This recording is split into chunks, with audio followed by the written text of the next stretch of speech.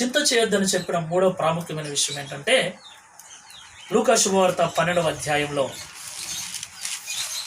ఆయన తన శిష్యులతో ఇట్లనెను, ఈ హేతువు చేత ఏమి తిందుమా అని మీ ప్రాణములను గురించి మీరు చింత చేయకండి.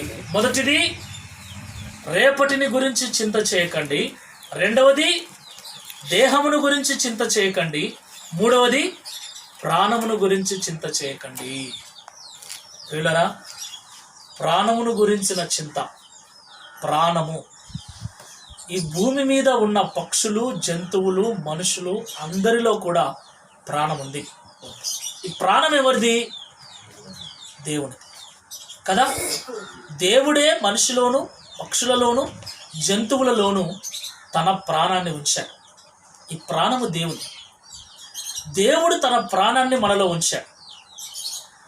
ఈ ప్రాణమును గురించి మీరు చింత చేయకండి అంటున్నాడు. మనిషి ప్రాణము మనిషిలో ఉండాలి అంటే మనిషి ఏం చేయాలి? తినాలి. తింటే మనిషి బ్రతుకుతాడు, తినకుంటే మనిషి చనిపోతాడు. కాబట్టి మనిషి తినాలి. అందుకే ప్రభు అంటున్నాడు, ఏమి తిందుమా అని మీ ప్రాణమును గురించి మీరు చింత చేయకండి. ప్రాణమును గురించిన చింత ప్రతి ఒక్కరికి ఉంటుంది. చావు అంటే ఎవరు ఇష్టపడతారండి? చనిపోవాలంటే, ప్రాణం పోతుంది అంటే ఎవరికి నచ్చదు. డాక్టర్ వచ్చి ఒక వారానికి నీ ప్రాణం పోతుంది అని చెప్పారనుకో, సంతోషంగా ఉంటామా? ప్రాణం పోతుంది అంటే మనకు నచ్చదు. ప్రాణం ఉండాలి, ప్రాణంతో ఉండాలి. కానీ మనం ఎంత ప్రాణంతో ఉండాలని ఆశపడ్డా ఏదో ఒకరోజు ఈ ప్రాణం పోతుంది. ఇది అందరికీ తెలిసిన సత్యం. ఎలా వచ్చామో అలాగనే వెళ్ళిపోతామని బైబిల్లో రాయబడిన మాట. అయితే ఈ లోకంలో మనం గమనిస్తే మనిషి ప్రాణాన్ని దక్కించుకోవటానికి లేదా ప్రాణాన్ని కాపాడుకోవటానికి ఎన్నో ప్రయత్నాలు చేస్తున్నాడు. యోగాలు చేస్తున్నాడు, ఎక్సర్సైజులు చేస్తున్నాడు, పౌష్టికాహారం తింటున్నాడు, ఆహారపు అలవాట్లు మార్చుకుంటున్నాడు, మంచి వాతావరణాన్ని క్రియేట్ చేసుకుంటున్నాడు, ఎన్నో మందులను, ఎన్నో ట్యాబ్లెట్లను, ఎన్నో రకాల డ్రింక్స్ను తయారు చేసుకుంటున్నాడు. మనిషి ఎక్కువ రోజులు బ్రతకటానికి విశ్వ ప్రయత్నాలు చేస్తూ ఉన్నాడు. ఈ లోకంలో అన్నిటికీ మందు కనిపెడుతున్నారు, అన్నిటినీ కనిపెడుతున్నారు, కానీ మనిషి చావకుండా ఎవరూ కనిపెట్టలేకపోతున్నారు. ఒకసారి ఇలాగే మనిషి ఎలా చనిపోతున్నాడు అనే దాని గురించి శాస్త్రవేత్తలు ప్రయోగం చేశారు. అసలు మనిషి ఎలా చనిపోతాడు, మనిషి ఆత్మ మనిషిలో నుండి ఎలా పోతుంది, మనిషి ఎందుకంటే ఇందాక చదువుకున్న యోహాను సువార్తలో ఆత్మయే జీవింపజేయుచున్నది, శరీరము కేవలం నిష్ప్రయోజనమని. అంటే మనిషిలో ఆత్మ ఉన్నంత వరకు ప్రాణంతో ఉంటాడు, మనిషిని ఆత్మ వదిలిపోయిన తర్వాత ప్రాణం పోతుంది అని అర్థం. సో మనిషిలో నుండి ఆత్మను పోకుండా చేస్తే మనిషి బ్రతుకుతాడు. మనిషిలో ఆత్మ ఎన్ని ఏండ్లు ఉంటే అన్ని ఏండ్లు మనిషి బ్రతుకుతాడు కదా అని ఒక నిర్ణయానికి వచ్చారు. కాబట్టి మనిషిలో నుండి ఆత్మను పోకుండా కాపాడితే మనిషికి మరణం లేకుండా, అంటే ప్రాణం పోకుండా మనిషిని కాపాడవచ్చు అనేటువంటి ఒక తీర్మానానికి వచ్చారు ఒక శాస్త్రవేత్తల గుంపు. అలా తీర్మానానికి వచ్చిన వాళ్ళు ఏం చేశారంటే ఒక నిర్ధారణ చేసుకున్నారు. ఏంటంటే ఇంకా ఒక 2 రోజులకు చనిపోతాడు ఈ వ్యక్తి అని డాక్టర్లు ధృవీకరించినటువంటి ఒక వ్యక్తిని, ఒక రోగిష్టిని శాస్త్రవేత్తలు తీసుకున్నారు. ఇంకా 2 రోజులకు చనిపోతాడు అనగా ఆ వ్యక్తిని ఏం చేశారంటే ఏమాత్రం కూడా గాలి కూడా చొరబడినటువంటి ఒక బాక్స్ తయారు చేసి ఆ బాక్స్లో ఇతన్ని పెట్టారు. అర్థమవుతుందా? ఇతన్ని పెట్టి ఆ వ్యక్తి బ్రతకటం కోసము, ఆ వ్యక్తి బ్రతకటానికి సరిపోయేటువంటి ఆ ఆక్సిజన్ను ఆ వ్యక్తికి అందిస్తున్నారు. ఆ వ్యక్తికి ఆక్సిజన్ మాత్రం అందిస్తున్నాడు బ్రతకటానికి. కానీ ఆ పెట్టెలో నుండి, ఆ బాక్స్లో నుండి ఆ ఆత్మ వెళ్ళిపోతుంది కదా, పోకుండా ఉండటానికి అన్ని ఏర్పాట్లు చేశారు. గాలి కూడా జొరబడదు, గాలి బయటకు రాదు. ప్రయత్నం చేస్తున్నారు. ఒక రోజు గడిచిపోయింది, రెండో రోజు గడిచిపోతుంది. 2 రోజులే కదా బ్రతికేది, చూద్దాం ఎలాగ చనిపోతాడని. 2 రోజులు గడిచిపోయింది, 3వ రోజు 4వ రోజు గడిచిపోయింది. 5వ రోజుకంట ఆ వ్యక్తి యొక్క శ్వాస ఆడటం లేదు, చనిపోయాడు. ఎలా చనిపోయాడు? ఆత్మ వెళ్ళిపోయింది. ఎలా వెళ్ళిపోయింది? మనం అంతా బంధించాం కదా. ఆత్మ కంటికి కనబడదు, నువ్వు బంధించినా అది ఉండదు. ప్రాణము పోతుంది అంతే. దేవుడు అనుకున్నప్పుడు ప్రాణం వెళ్ళిపోతుంది, దేవుడు కోరుకున్నప్పుడు ప్రాణం వెళ్ళిపోతుంది. అది పిల్లవాడినైనా సరే, యవనస్తున్నైనా సరే, ముసలివాడినైనా సరే, దేవుడు ఎవరి ప్రాణాన్ని కోరుకుంటే వారి ప్రాణం వెళ్ళిపోతుంది. ప్రాణము దేవుంది ప్రాణం. కాబట్టి ప్రాణము గురించి మీరు చింత చేయకండి. అంటే నేను ఇంకా బ్రతకాలి అనేటువంటి చింత, ఆ ఆలోచన మనిషికి ఉండకూడదు. మనిషి ఎప్పుడు కూడా సిద్ధంగా ఉండాలి. దేనికి? చావటానికి. అయ్య బాబోయ్, చావటానికి సిద్ధమా? ఎస్. మనిషి ఊపిరిని బైబిల్లో నీటి బుడగతో పోల్చారు, గడ్డి పువ్వుతో పోల్చారు.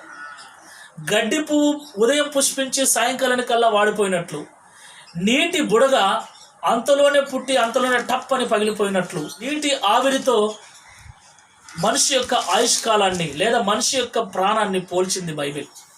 ఎస్, మనిషి యొక్క ఆయుష్ అంతే. ఎప్పుడు ఉంటుందో తెలీదు, ఎప్పుడు పోతుందో తెలీదు, ఎలా పోతుందో తెలీదు, మొత్తానికైతే పోతుంది. పోయేటువంటి ప్రాణాన్ని కాపాడుకోవటానికి మనం చేసే ప్రయాస వ్యర్థము. బైబిల్లో ప్రభు అంటున్నాడు, మత్తయి శుభవార్త 10వ అధ్యాయం 39, తన ప్రాణమును దక్కించుకొనువాడు దానిని పోగొట్టుకొనును, కానీ నా నిమిత్తము తన ప్రాణము పోగొట్టుకొనువాడు దాన్ని దక్కించుకొనును. మనిషి ప్రాణం కాపాడుకోవాలని ఎంత ప్రయత్నం చేస్తాడో, ఎంత ప్రయత్నం చేసినా తన ప్రాణాన్ని ఒకరోజు పోగొట్టుకుంటాడు. అయితే ప్రభు అంటున్నాడు, నా నిమిత్తము ఎవడైనా తన ప్రాణాన్ని పోగొట్టుకున్నాడు అనుకో, దానిని దక్కించుకుంటాడని ప్రభు చెప్తున్నాడు. ఆమేన్. క్రైస్తవులారా జాగ్రత్తగా వినండి. మరణం అనేది ప్రతి మనిషికి వస్తుంది, ప్రాణం పోతుంది. అయితే క్రైస్తవునికి ఉన్న ఒక ప్రత్యేకత ఏంటంటే, దేవుని కొరకు మనం బ్రతికితే, దేవునిలో మనం బ్రతికితే, ఈరోజు మన ప్రాణం పోయినా ఒకరోజు తిరిగి మన ప్రాణం వస్తుంది. ఆమేన్. ఆశ్చర్యం కదా. అందరూ చనిపోతారు, ప్రాణం తిరిగి వస్తుంది. ప్రాణము తిరిగి రావటం అంటే జీవించటము, తిరిగి జీవించాలి, తిరిగి సంతోషించాలి, తిరిగి ఆనందించాలి. కాబట్టి తిరిగి బ్రతకటం అంటే ఈరోజు మనం ఎలా ఆనందిస్తున్నాం అలాగ ఆనందిస్తాం, ఈరోజు మనం ఎలా జీవిస్తున్నాం అలా జీవిస్తాం. ఎలా జీవిస్తున్నాం అంటే మన లోకములో ఉన్న ఆ పాపముతో, కోపముతో, తాపముతో కాదు.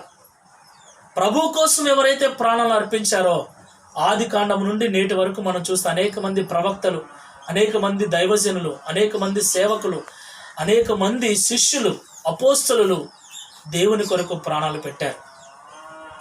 అలా ప్రాణం పెట్టిన వారు నేటికి కూడా అనేక మంది దేవుని కొరకు ప్రాణాలు అర్పిస్తున్న వారు ఉన్నారు.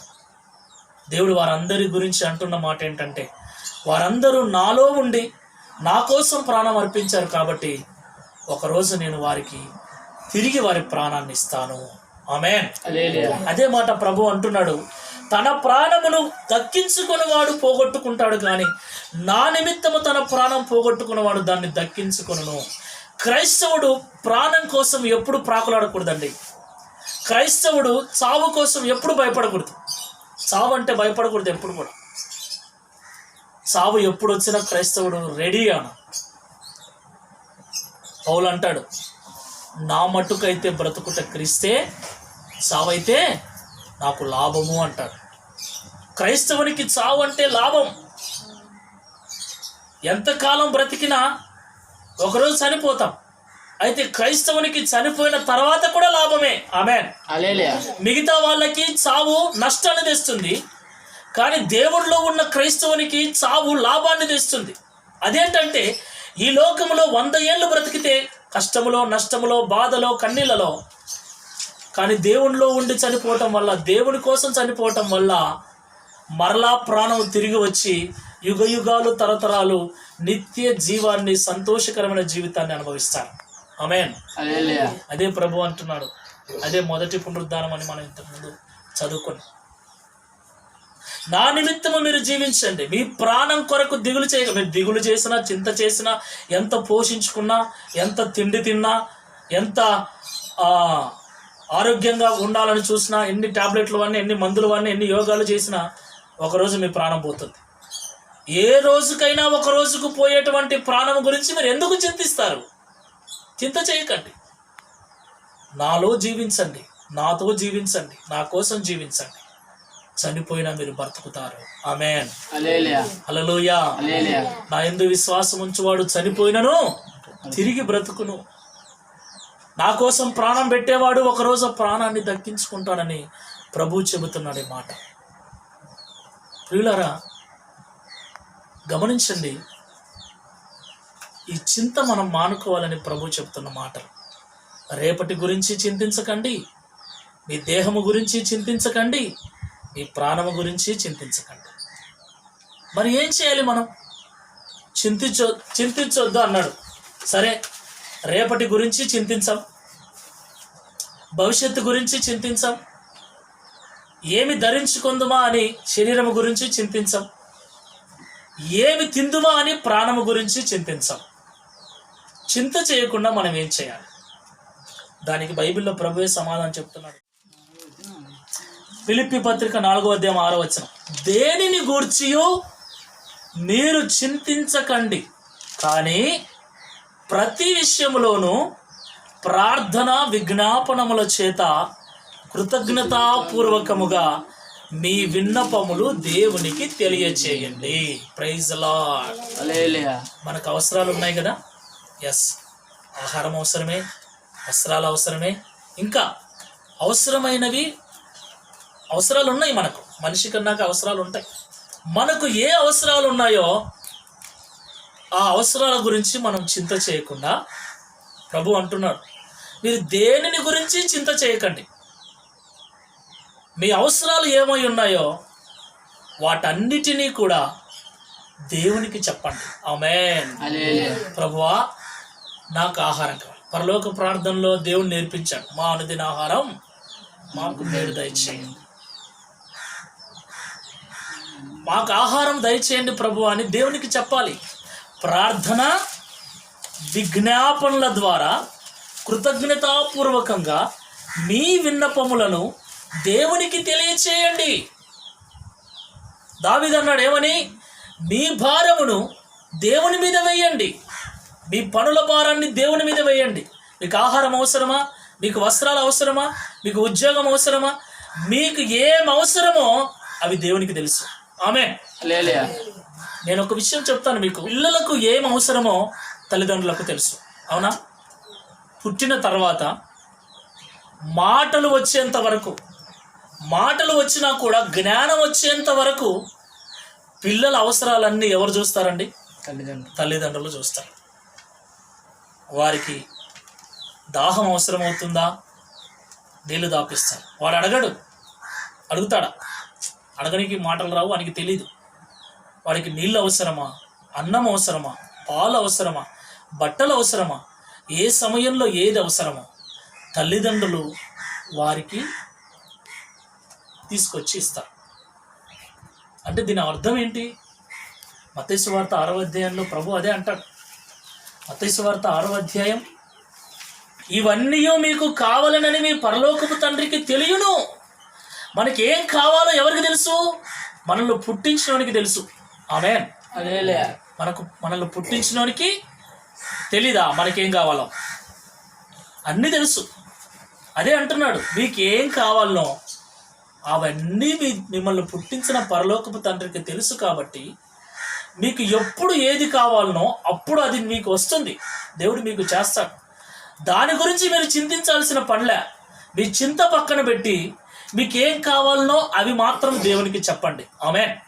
మీకేం కావాలి అవి మాత్రం దేవునికి చెప్పండి.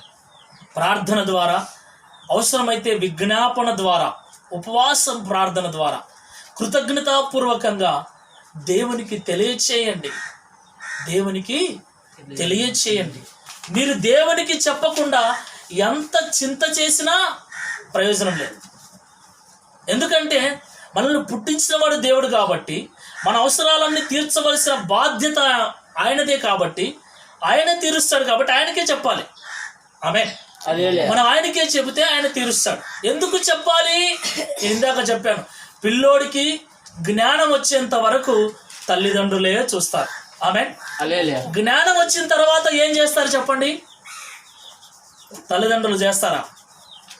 అడగందే ఏమంటారు పెద్దోళ్ళు? అడగందే అమ్మైనా బువ్వ పెట్టదు అంటారు. అడగందే అమ్మైనా అన్నం పెట్టదు. అంటే ఎప్పుడు అడగాలి?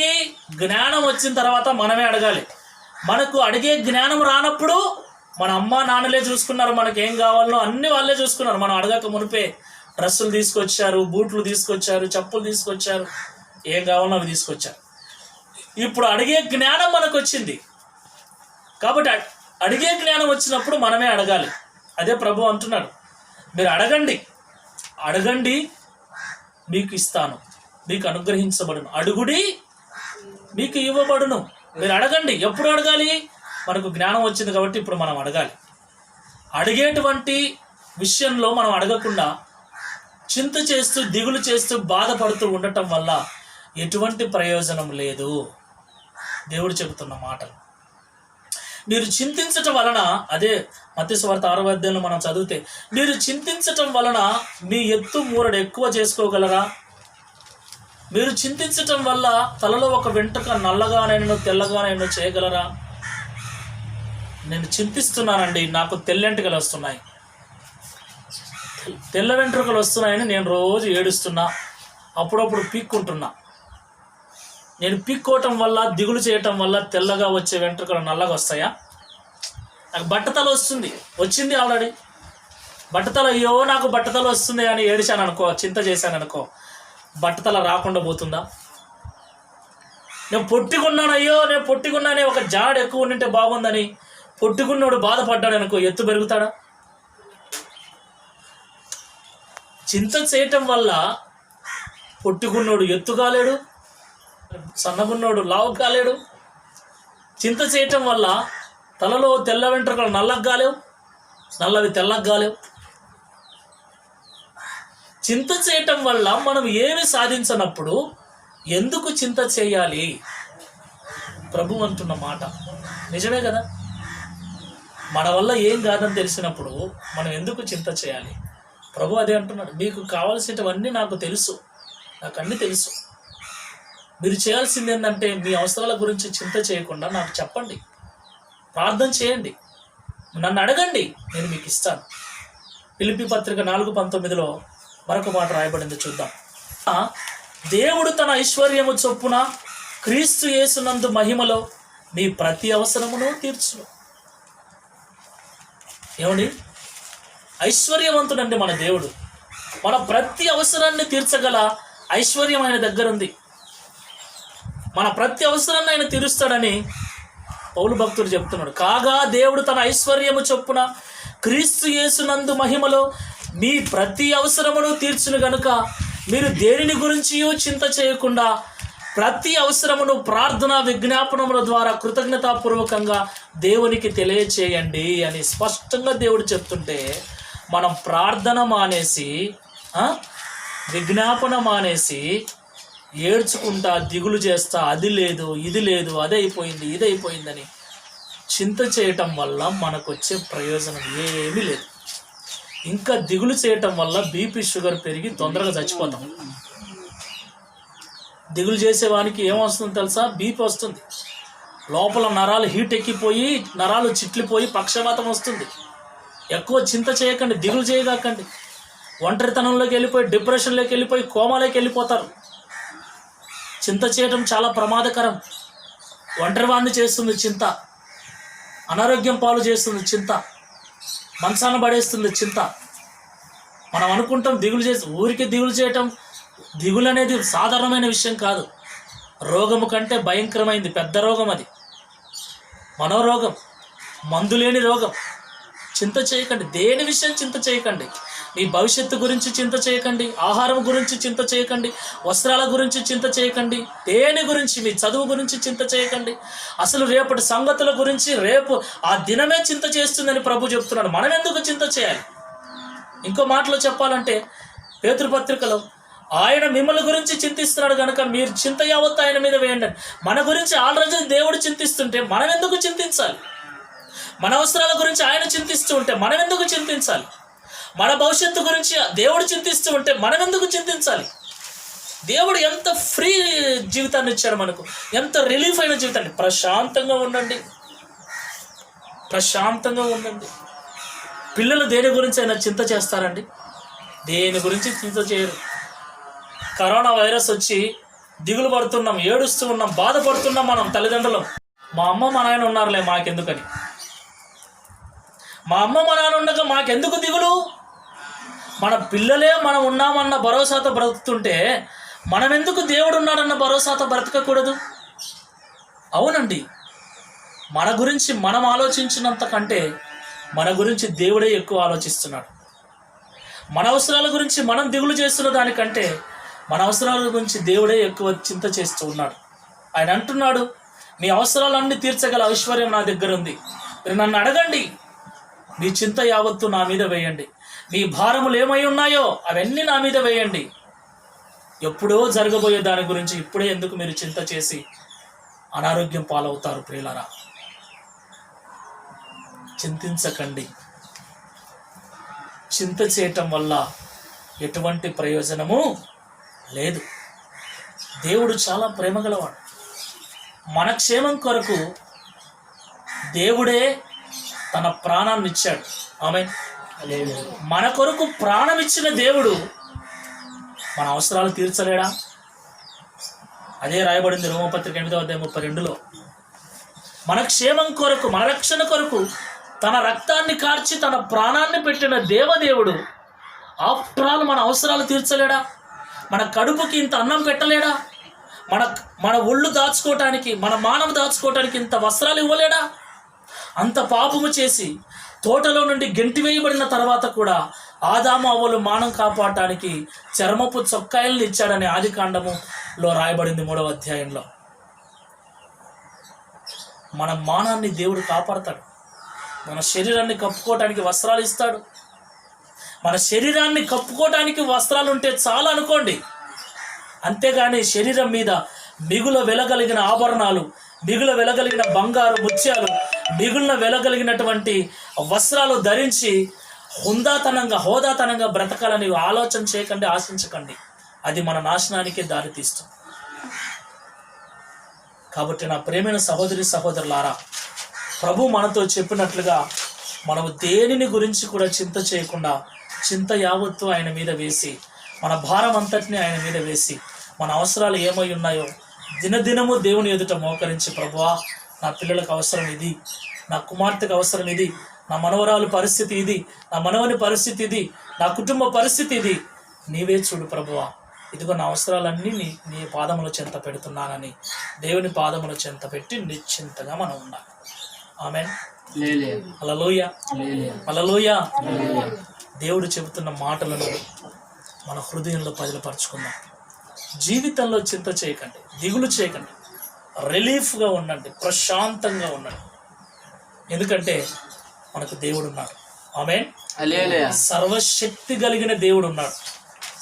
ఐశ్వర్యవంతుడైనటువంటి దేవుడు ఉన్నాడు. కృపా సత్య సంపూర్ణమైనటువంటి దేవుడు ఉన్నాడు. సంపదల గని అని రాయబడింది ఆయన గురించి. బుద్ధి జ్ఞాన సర్వ సంపదలు నా యందు గుప్తములై ఉన్నాయని ప్రభు అన్నాడు. సర్వ సంపదలు ఆయన దగ్గర ఉన్నాయి. మన అవసరాలు తీర్చగల శక్తి ఆయనకుంది. కాబట్టి ఆయన పాదముల చెంతపడి ఆయన అడుగుదాం. అడిగితే ఆయన ఇస్తానన్నాడు. ఆమె మీరు అడగండి, నేను ఇస్తా. నేను ఇవ్వకపోతే కదా, మీరు అడగండి, ఏడవకండి. అవసరాలకు వచ్చి ఊరికే కొంతమంది వాళ్ళకాడ వీళ్ళకాడ చెప్పుకొని ఏడుస్తుంటారు. తినడానికి పప్పు లేదమ్మా, తినడానికి ఉప్పు లేదమ్మా, ఉల్లిగడ్డ లేదమ్మా, అదమ్మా ఇదమ్మా. వాళ్ళకు ఇళ్ళకాడ చెప్పి ఏడవటం వల్ల ప్రయోజనం లేదు. యేసయ్య పాదాల చెంత పడి, ప్రభువా నా పరిస్థితి నీకు తెలుసు, ఈ పూట తినడానికి నాకుంది, రేపటికి లేదు, రేపటికి లేదు ప్రభువా నాకు. ప్రభు నీకంటే ముందే ప్రభువుకు తెలుసు. అడగక మునిపే మన అక్కర్లన్నీ ఆయనకు తెలుసు. అడగక మునిపే తెలుసు. అడిగినాక ఇవ్వడా? జాగ్రత్తగా గమనించండి. ఈ వాక్యాలన్నీ చదువుకుంటున్నాం, వింటున్నాం ఏండ్ల తరబడి, కానీ ప్రతి చిన్నదానికి దిగులు చేసి ఏమమ్మా ఎట్లా చేయాలో ఏమో, ఏమవుతుందో ఏమో, రేపు ఏం జరుగుతుందో, ఎల్లుండి ఏం జరుగుతుందో, ఏం జరిగినా జరుగుతుంది. మనం భయపడాల్సిన పనిలేదు. ఎందుకంటే ఈ క్షణం వరకు దేవుడు మనం సజీవుల లెక్క ఉంచాడు. కాబట్టి ప్రభువా, ఈ క్షణం కొరకు నీకు స్తోత్రం. ఈ నిమిషం వరకు నన్ను ప్రాణాలతో ఉంచావు, నీకు స్తోత్రం. నీకు కృతజ్ఞత. ఆమేన్. ఈ క్షణం మనం సరి చేసుకోవటం, ఈ క్షణం దేవుని వైపు తిరగటం, ఈ క్షణం దేవుని ఆరాధించటం, ఈ క్షణం కొరకు దేవునికి కృతజ్ఞతాస్తుతులు చెల్లించటం. అట్టి కృప దేవుడు మనకందరికీ అనుగ్రహించును గాక. ఒకరించండి, ఆరాధన చేసుకోండి. ప్రియమైన సహోదరి సహోదరులారా, దేవుని బిడ్డలారా, ఇంతవరకు దేవుని మాటలు మీరందరూ కూడా విన్నారు. దేవుడు మనతో అంటున్న మాట, మీరు చింతించకండి, దేనికి గూర్చి మీరు చింతించకండి. రేపేమి జరుగుతుందని రేపటి గురించి, రేపేమి తిందుమా అని మీ ప్రాణమును గురించి, రేపేమి ధరించుకుందామా అని మీ శరీరమును గురించి మీరు ఆలోచన చేయకండి, చింతించకండి. రేపటి దినము రేపటి సంగతులను గురించి చింతిస్తుంది కనుక, నీ కొరకు నేను చింతిస్తున్నాను కనుక మీ చింత యావత్తు నా మీద వేసి, రేపు మీ పనుల భారాన్ని, భవిష్యత్తులో మీ పనుల భారాన్ని నా మీద వేసి మీరు నిశ్చింతగా ఉండండి, నేనున్నాను మీకని దేవుడు మనకు ఒక భరోసా ఇస్తున్నాడు, వాగ్దానం చేస్తూ ఉన్నాడు. నేను సర్వశక్తి గల దేవుడను, నాకు అసాధ్యమైంది ఏది లేదని మనకు వాగ్దానం చేస్తూ ఉన్నాడు. అవును, పౌలు అన్నట్లుగా ఆయన ఐశ్వర్యవంతుడు. ఆయన యొక్క ఐశ్వర్యము చొప్పున, ఆయన యొక్క మహిమార్థమై మన ప్రతి అవసరాన్ని తీర్చగల సమర్థుడు మనం ఆరాధిస్తున్నాం. ఆయన ఆరాధిస్తూ, పాడుతూ, కీర్తిస్తూ, ప్రకటిస్తూ కూడా ఇంకా మనం తిండి కోసం, వస్త్రాల కోసం మన యొక్క పనులను, భారాన్ని బట్టి మనం చింత చేయటం నిజంగా మూర్ఖత్వం. మన పిల్లలు మనమున్నామన్న ధైర్యంతో నిశ్చింతగా వారు జీవిస్తూ ఉండగా, మనమెందుకు మన పరలోకపు తండ్రి ఉన్నాడన్న ధైర్యంతో బ్రతకలేకపోతున్నాం. మన పిల్లలు మనల్ని నమ్మినంతగా మనం దేవుణ్ణి నమ్మటం లేదు కదా. అవును, మన పిల్లలు మనల్ని నమ్మారు కాబట్టి ధైర్యంగా ఉన్నారు, కానీ మనం దేవుణ్ణి నమ్మటం లేదు కాబట్టి భయపడుతూ, చింత చేస్తూ, దేవుణ్ణి చేస్తూ చివరికి అనారోగ్యం పాలై హాస్పిటల్లో పడుతున్నాం. ఆలోచించండి. ప్రభువే స్వయంగా అంటున్నారు, దేనిని గురించి మీరు చింత చేయండి. మీరు చింత చేయటం వల్ల మీరు మూరడు ఎత్తు చేసుకోగలరా? మీ తలలో ఉన్న వెంట్రుకలు నల్లగానే తెల్లగానే చేయగలరా? మీరు చింత చేయటం వల్ల మీకు ఏ ప్రయోజనం లేనప్పుడు మీరు ఎందుకు చింత చేస్తారు? ఎందుకు మీరు దిగులు చేస్తారు? దానివల్ల మీ ఆరోగ్యం పాడవుతుంది. మీరు చింతించకండి అని ప్రభు అంటున్నాడు. కాబట్టి ప్రియులారా, తీర్మానం చేసుకున్నాం, మన ప్రభు మనకున్నాడు. ఆయన మనల్ని విడువడు, ఎడబాయడు. నిబ్బరము కలిగి ధైర్యంగా ఉండమంటున్నాడు. మీకు ఏం కావాలో అవి ఆయనకు తెలుసు అంటున్నాడు. మీ అక్కర్లన్నీ నాకు తెలుసు అంటున్నాడు. మీరు అడగండి, ప్రార్థించండి, విజ్ఞాపన చేయండి, అప్పుడు మీకు అనుగ్రహిస్తాను. వాటి కోసం చింతించకండి. నా రాజ్యాన్ని, నా నీతిని ఎలా చేరుకోవాలో దాని కొరకు చింతించండి. తీర్మానం చేసుకోండి. ప్రార్థన చేస్తున్నాను. ప్రేమ స్వరూపుడైన తండ్రి, పరిశుద్ధమైన యేసుక్రీస్తు ప్రభువా, పరిశుద్ధమైన మీ నామమునకు స్తోత్రాలు చెల్లిస్తున్నాను. యేసు, ఇంతవరకు మీరు మాతో మాట్లాడిన ప్రతి మాటను బట్టి స్తోత్రాలు. నిజమే, కొన్నిసార్లు మా భవిష్యత్తును బట్టి నేను చింతిస్తున్నాను. కొన్నిసార్లు ఏమి తిందుమా, ఏమి త్రాగుదమా అని, ఎలాగ జీవించుదమా అని చింతిస్తూ ఉన్నాం నాయన. మా భవిష్యత్తుని గురించి, మా శరీరముల గురించి, మా ప్రాణముల గురించి మేము చింతిస్తాం. కానీ శరీరం ఏ పాటిదో, ప్రాణము ఏ పాటిదో ఈరోజు మాతో సూటిగా మీరు మాట్లాడాలనిపిస్తుంది. మీరు మాట్లాడిన మాటలు విడిచిపెట్టుకుని మా హృదయాల్లో బయలుపరుచుకుని మీ మాటల ప్రకారం మేము జీవించినట్లు కృపచుకుని, మా చింత యావత్తు నీ మీద వేసి, మా పనుల భారమును నీ మీద వేసి మేము ప్రశాంతంగా ఉండేటువంటి మనస్సును మాకు అనుగ్రహించమని తండ్రి ప్రార్థనలో ఏకీభవిస్తున్న ప్రతి ఒక్కరికి కూడా మీరు జ్ఞాపకం చేసుకోండి. ఎవరెవరైతే భవిష్యత్తును బట్టి దిగులు చేస్తున్నారో, ఎప్పుడో జరగాల్సిన సంఘటనలను బట్టి ఇప్పటి నుండే ఎవరైతే చింతిస్తూ ఉన్నారో, తద్వారా ఎవరైతే అనారోగ్యం పాలవుతున్నారో మీరు జ్ఞాపకం చేసుకోండి. వారిని మీరు ధైర్యపరిచినందుకు ఇస్తుంది. ఇక దేని గురించి చింతించకుండా, ఇదిగో నా తండ్రి అయిన దేవుడు నాకున్నాడు, ఆయన నన్ను చింతించొద్దు అంటున్నాడు, నన్ను అడుగు నేను ఇస్తానని ఆయన నాకు వాగ్దానం చేశాడని ధైర్యముతో నిబ్బరముతో ముందుకు వెళ్ళటకు సహాయం చేయండి. ఈ క్షణం వరకు నువ్వు సజీవ లెక్కలో ఉంచావు కనుక దేవా, ఈ క్షణాన్ని బట్టి నీకు స్తోత్రం, ఈ నిమిషాన్ని బట్టి నీకు స్తోత్రం, ఈ దినాన్ని బట్టి నీకు స్తోత్రం అని ఎవరైతే మంచి మనస్సుతో అట్టి ఆలోచనతో బ్రతుకుతారో వారందరి భవిష్యత్తును ఆశీర్వాదకరంగా మీరు మార్చమని దేవా, నిజమే జరుగుతున్న సంఘటనను బట్టి భవిష్యత్తు గురించి దిగులవుతుంది, మా పిల్లల జీవితాల గురించి దిగులవుతుంది, మా పిల్లల భవిష్యత్తు గురించి దిగులవుతుంది తండ్రి. జ్ఞాపకం చేసుకోండి. యేసు గర్భిణీలుగా ఉంటున్న వారు ప్రస్తుత పరిస్థితిని బట్టి ఎలా ఉంటుందో, కాన్పు ఎలా జరుగుతుందో అని బాధపడుతూ చింతిస్తూ ఉంటారు. అప్పుడు సమస్యలు ఉన్నవారు, ఆర్థిక ఇబ్బందులు ఉన్నవారు చింతిస్తూ ఉంటారు. ఉద్యోగం మానుకున్న వారు ఉద్యోగం గురించి చింతిస్తూ ఉంటారు, చదువు గురించి చింతిస్తూ ఉంటారు. ఇలాగ వారి చింతలు ఏమై ఉన్నాయో, వారి దిగులు ఏమై ఉందో వారందరినీ మీరు జ్ఞాపకం చేసుకోండి. ప్రభువా, నిన్ను నమ్మిన బిడ్డలు దేని గురించి అధైర్యపడక, దేని గురించి చింతపడక, చింత యావత్తుని మీరు వేసుకొని, భారమంతని మీరు వేసుకొని, ప్రభువా నీదే భారమని ఎవరైతే బ్రతుకుతున్నారో అట్టి వారిని మీరు బలపరిచి వారి భారమంతటిని మీరు భరించి తొలగించండి. అవును, మా పాప భారమంతటిని మీరు భరించారు, మా పాప భారమంతటిని మీరు శిలువలో భరించి మా పాప భారాన్ని తొలగించినట్లుగా మా పరుల భారాన్ని కూడా మీరు భరించి మీరే తొలగించండి. మా అక్కర్లు కూడా మీరు తొలగించండి, మా యొక్క అవసరతలు కూడా మీరు తొలగించి మమ్మల్ని ఆయన ప్రశాంతమైన జీవితంలో జీవింపచేయమని మా నిరీక్షణకు ఆధారమైనటువంటి యేసు క్రీస్తు ప్రభువు వారి శ్రేష్టమైన నామములో ప్రార్థించి వేడుకుంటున్నాము తండ్రి.